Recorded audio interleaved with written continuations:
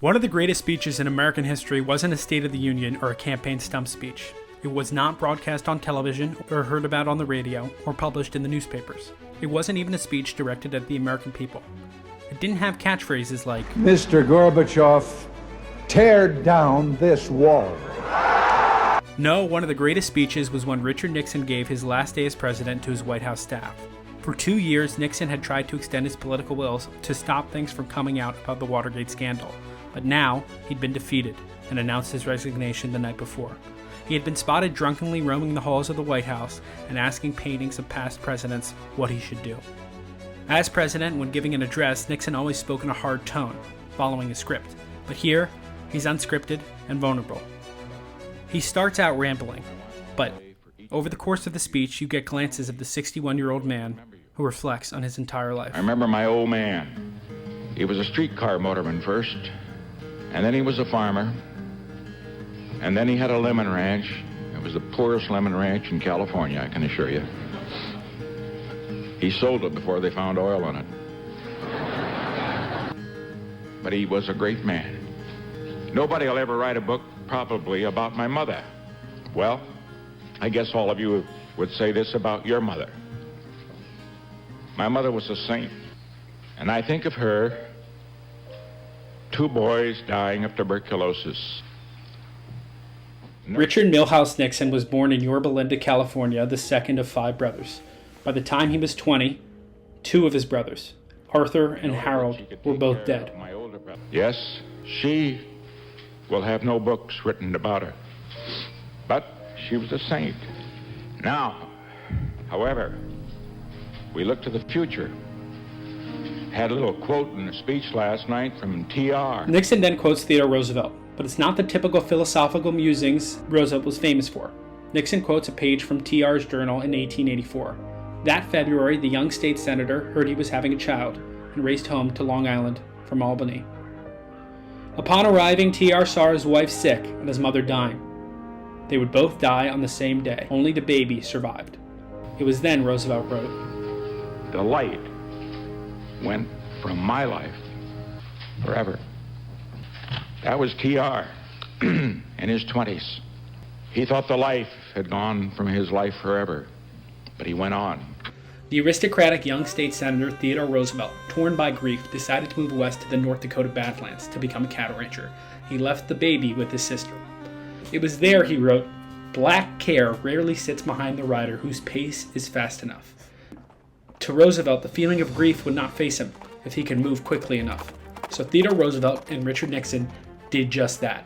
Nixon passed the bar exam, went to Duke Law School, and got into politics. House member, then senator, he was appointed vice president by Dwight Eisenhower in 1952.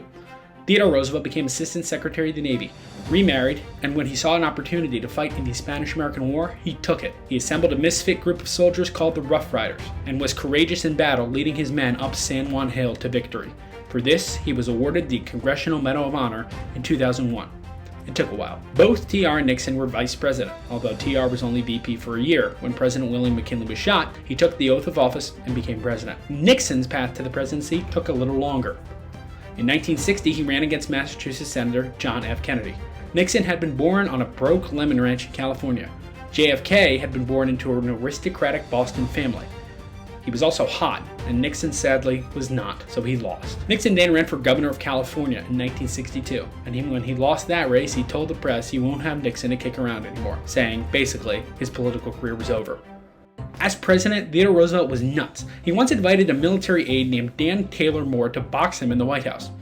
Moore did, and he punched Roosevelt so hard in the face it blinded him in one eye. Roosevelt was the first president to drive in an automobile, the first to travel overseas while in office, and the first to invite a black man to dine with him in the White House. He was also the first to win a Nobel Peace Prize for his role in ending the Russo-Japanese War. Roosevelt also created the modern idea of the National Park Service. And one time, he didn't shoot a bear, which created a toy still known today as Webkins. Speaking of which, where are my Webkins? Did they die? Do I need to feed them? No, it was the teddy bear. But nobody ever really called him Teddy. He didn't like being called Teddy. But people still call him Teddy. When his 7 years in the White House were up, Roosevelt left the Republican Party in the hands of William Howard Taft, noted baseball enthusiast and bathtub stuck into person. We think that when we lose an election, we think that when we suffer a defeat, that all is ended. We think, as T.R. said, that the light had left his life forever. Not true. It's only a beginning, always. In 1968, America was going wild. Music was sounding different. Vietnam was bad, and Americans were starting to realize there was no real way out. There were drugs. It was still only 5 years since the JFK assassination. That April, Martin Luther King was shot. Then, in July, Robert Kennedy was shot. Riots broke out in every American city. Democratic President Lyndon B. Johnson decided he wouldn't run again, and Nixon faced off against his vice president, Hubert Humphrey, whose name is fun to say, and would eventually get a baseball stadium named after, the Hubert H. Humphrey Metrodome. Hey guys, if you're gonna build a baseball stadium, don't make the ceiling white. Anyways, Nixon ran as the establishment law and order candidate, who had the support of the silent majority who wasn't protesting, and he won. He had finally ascended to the most powerful position in the land. As president, Nixon founded the EPA, passed the Clean Air Act, and expanded the war in Vietnam to Laos and Cambodia. All the people who were like, you said you were going to end the war, were like, what? And then they protested by doing more drugs.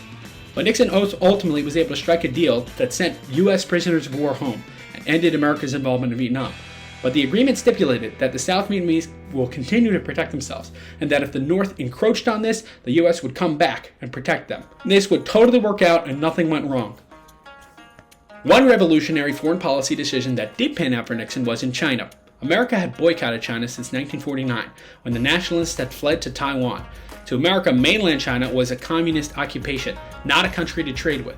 Nixon saw an opening to loosen China from the Soviets in the Cold War and decided to meet with Mao Zedong in 1972.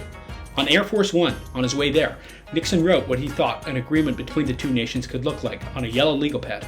This became the basis of his agreement with Mao. The agreement between the US and China fundamentally changed the world economy for the better. It opened US trade up to 1 billion people and made stuff way cheaper to make. Nowadays, this relationship is tense, but the policy opening our door to this nation has ultimately led to more wealth than ever before in the history of the world. We have been here a week. This was the week that changed the world. After TR was president, he left for a hunting trip in Africa for a year. Dude went to Africa on a boat in 1910. He was like 50 and he just shot rhinos for a year. My man was wild.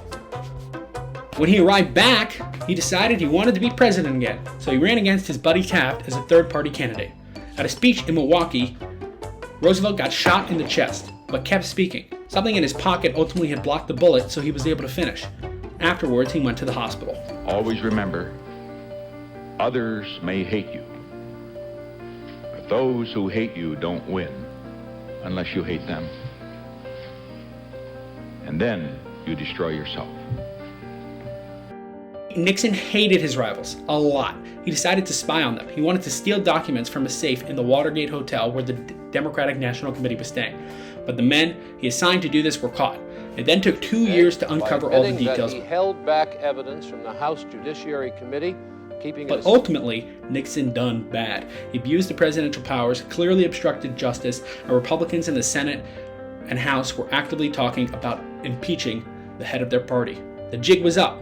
So here we are, 1 hour before he'll take his helicopter back to California. But I want to say for each and every one of you, not only will we always remember you, not only will we always be grateful to you, but always you will be in our hearts and you will be in our prayers. Thank you very much. After the speech, Nixon left the White House, put up a peace sign to the helicopter, and went back to California. But like Theodore Roosevelt, he didn't stop his public life after the presidency. Nixon wrote books, appeared on talk shows, talked about the Mets one time. Welcome back to Shea Stadium. I'm Fran Healy, and this is the New York Met postgame show, and we got an interesting show. My guest is former President Richard Nixon. Keith Hernandez, got the second hit, the first hit of the inning. And then Darryl Strawberry tied the score. At his funeral in 1993, sitting President Bill Clinton spoke to his legacy. May the day of judging President Nixon on anything less than his entire life and career come to a close. Then, a Navy choir performed America the Beautiful. Richard Nixon was a crook, corrupt, and a liar. He was also a fighter, thoughtful, and thorough. his failures were so public that they overshadow many of the grand accomplishments his administration oversaw. But his story is one of perseverance, recreating yourself and never backing down from a fight. To look to him as simply a failure would be a gross oversimplification. The poor son of a lemon farmer who became the most powerful man in America. One quote from Theodore Roosevelt surmises Richard Nixon's life the best. One time, John F. Kennedy read it aloud. Theodore Roosevelt once said, "The credit belongs to the man who is actually in the arena, whose face is marred by dust and sweat and blood, who knows the great enthusiasms, the great devotions, and spends himself in a worthy cause, who at best, if he wins, knows the thrills of high achievement, and if he fails, at least fails while daring greatly, so that his place shall never be with those cold and timid souls who know neither victory nor defeat."